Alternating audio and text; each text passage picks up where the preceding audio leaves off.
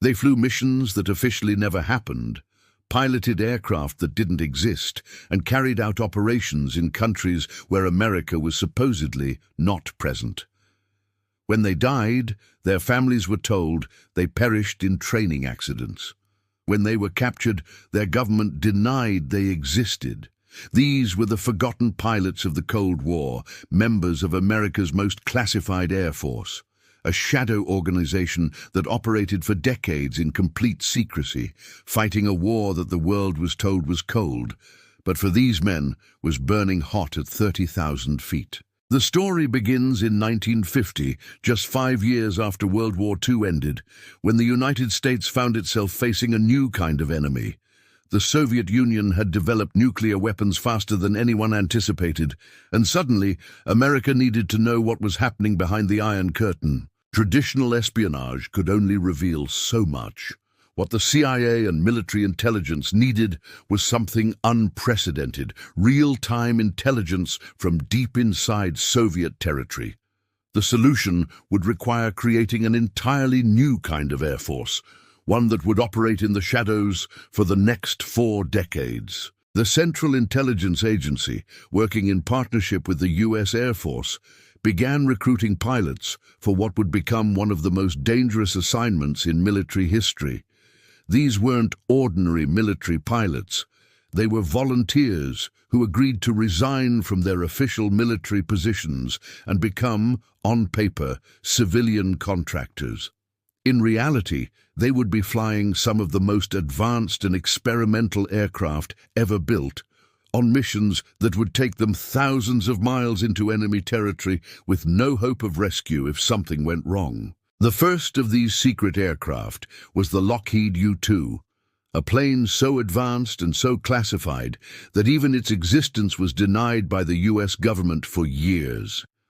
Flying at altitudes of over 70,000 feet, higher than any other aircraft of its time, the U-2 was designed to be invisible to Soviet radar and untouchable by Soviet fighters. The pilots who flew these missions underwent months of specialized training, learning to operate in pressure suits similar to those worn by astronauts, because at the altitudes they would be flying, the difference between the cockpit and outer space was negligible.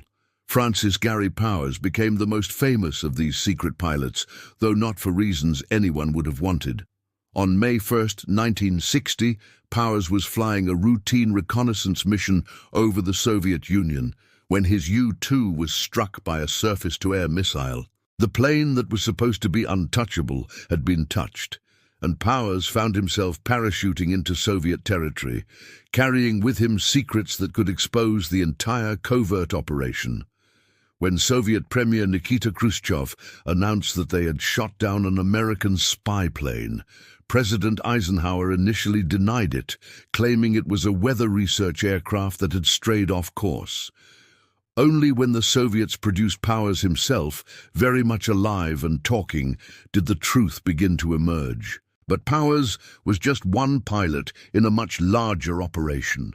The secret Air Force included hundreds of pilots flying dozens of different types of classified aircraft. There were the pilots of the A-12 Oxcart program, flying aircraft that were predecessors to the famous SR-71 Blackbird, capable of speeds exceeding Mach 3. These pilots didn't just fly over the Soviet Union. They conducted missions over North Vietnam, Cuba, North Korea, and anywhere else the United States needed intelligence but couldn't officially acknowledge its presence. The psychological toll on these pilots was immense. They lived double lives, unable to tell their families, friends, or even their doctors about what they really did for a living. Many developed what would now be recognized as PTSD, but in the 1950s and 1960s, there was no support system for dealing with the stress of flying missions where capture meant torture, interrogation, and possibly execution, while success meant returning to a life where they could never speak of their achievements. The families of these pilots paid their own price for this secrecy. When pilot Rudolf Anderson was shot down over Cuba during the Cuban Missile Crisis in 1962, his wife was initially told he had died in a training accident. It would be years before she learned that her husband had been flying a U-2 reconnaissance mission over Soviet missile sites in Cuba, and that his death had nearly triggered World War III. The official story was maintained for so long that many families never learned the truth about how their loved ones had really died. The secret Air Force wasn't limited to reconnaissance missions. During the Vietnam War, pilots flying under the code name Ravens conducted combat missions in Laos, a country where the United States was officially neutral. These pilots, many of them Air Force officers who had officially resigned their commissions, flew small, unmarked aircraft in support of CIA operations and Laotian government forces. They operated without backup, without official support, and without any guarantee that their government would acknowledge their service if they were captured or killed. One of the most remarkable aspects of this secret Air Force was the technological innovation it drove.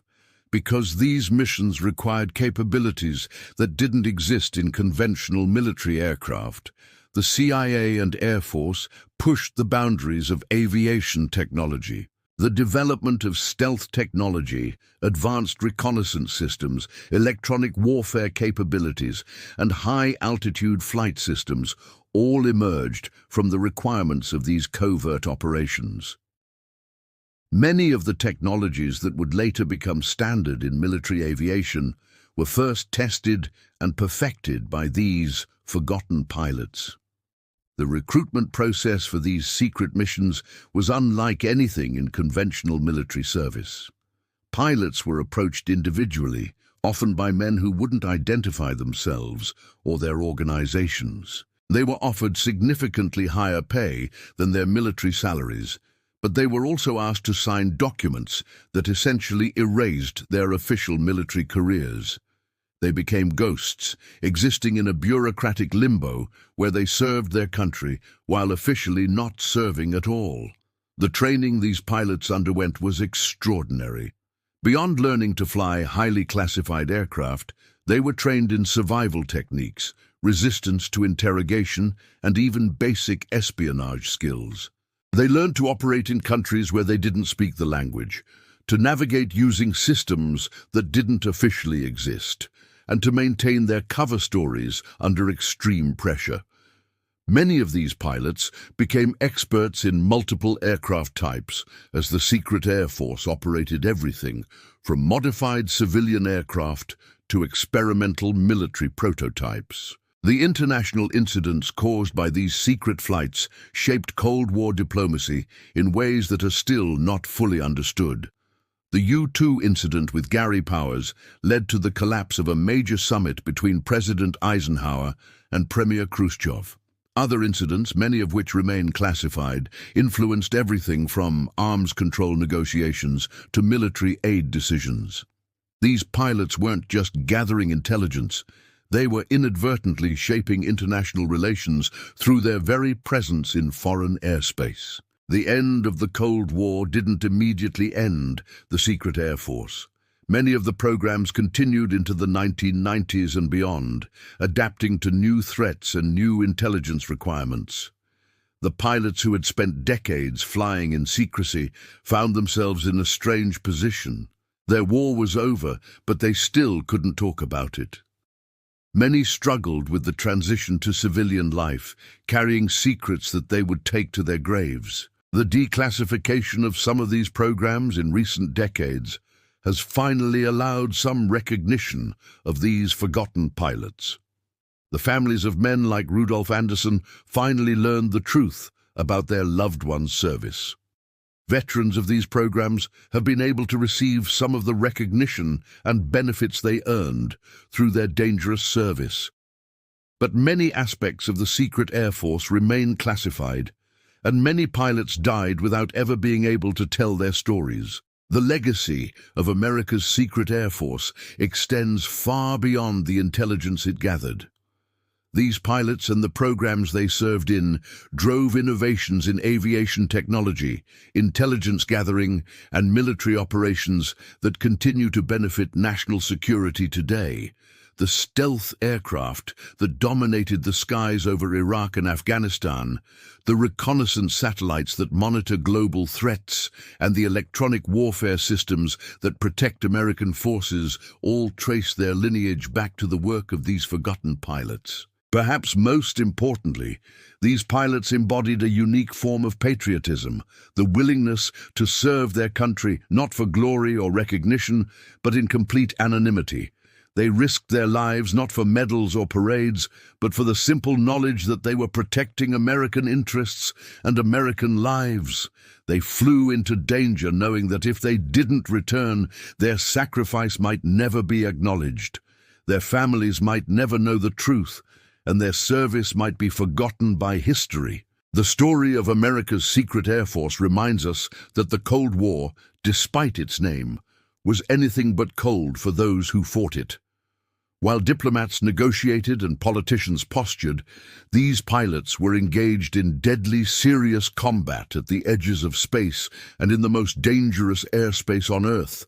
They were the tip of the spear in a conflict that could have ended civilization, and they carried that responsibility with quiet courage and professional excellence. Today, as we face new threats and new challenges to national security, the legacy of these forgotten pilots serves as a reminder of the price of freedom and the cost of security.